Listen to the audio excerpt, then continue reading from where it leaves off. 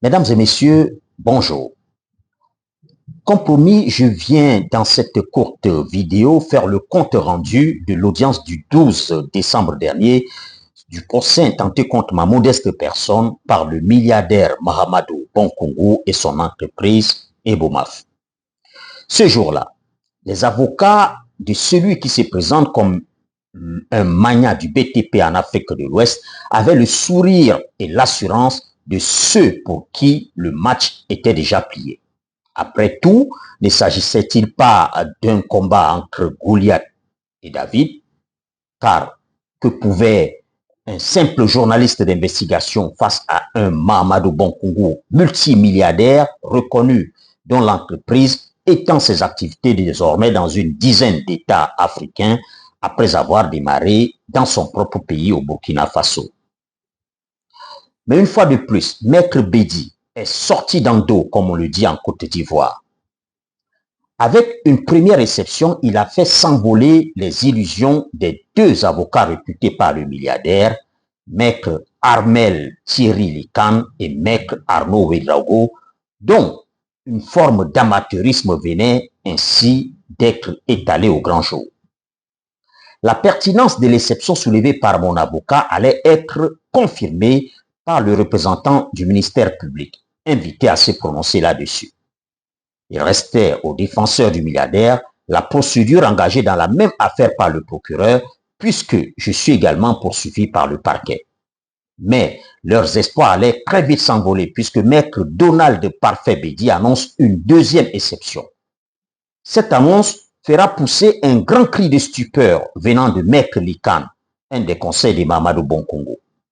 Même Madame la juge, qui garde traditionnellement un visage inexpressif, n'a pas pu retenir un sourire, tant l'exclamation traduisait à la fois un sentiment de désespoir et un aveu d'impuissance face à un confrère décidément très professionnel et imbattable. La deuxième exception en nullité a été soulevée contre la procédure engagée par le procureur. Après avoir dynamité la partie civile, notre avocat allait cette fois-ci entreprendre de charcuter la poursuite du parquet. Dans son plaidoyer, Maître Bédi reprend en partie les mêmes arguments que ceux développés pour détruire les illusions de la partie civile, avec cependant une nuance. Dans la procédure engagée par le ministère public, reconnaît mon avocat, il y a bien une plainte. Seulement, ce n'est pas Mahamadou Bonkungu en personne qui a porté plainte comme l'exige la loi, ou tout au moins son mandataire.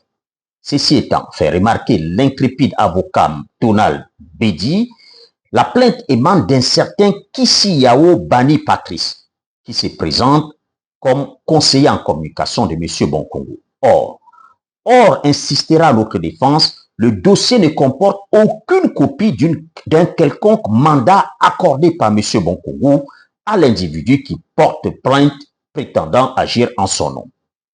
Cette absence, conclura Maître Bédi, est constitutif d'un motif à nullité et à l'abandon sur l'infraction de diffamation.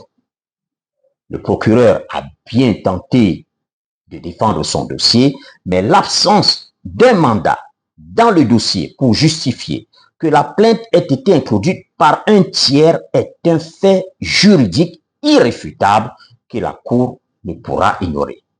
Dura lex, sed lex. La loi est dure, mais c'est la loi. La Cour a renvoyé le verdict sur les deux exceptions soulevées par mon avocat au 23 janvier 2026. Si elle les déclare recevables, comme cela semble être une évidence, je ne serai plus poursuivi pour diffamation.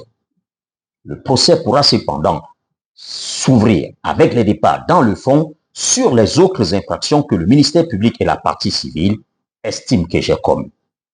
Injure publique, dénonciation calomnieuse, atteinte à la vie privée, mise en danger de la vie d'autrui, et j'en passe.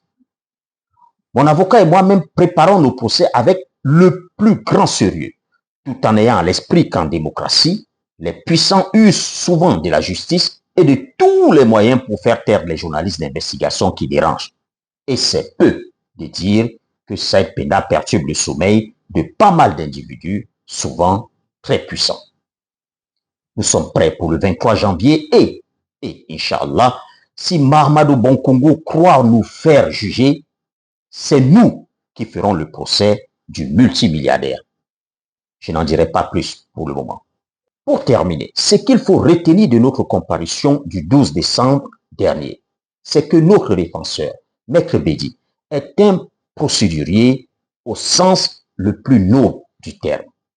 Il n'est pas dans le superflu et les joutes inutiles pour impressionner.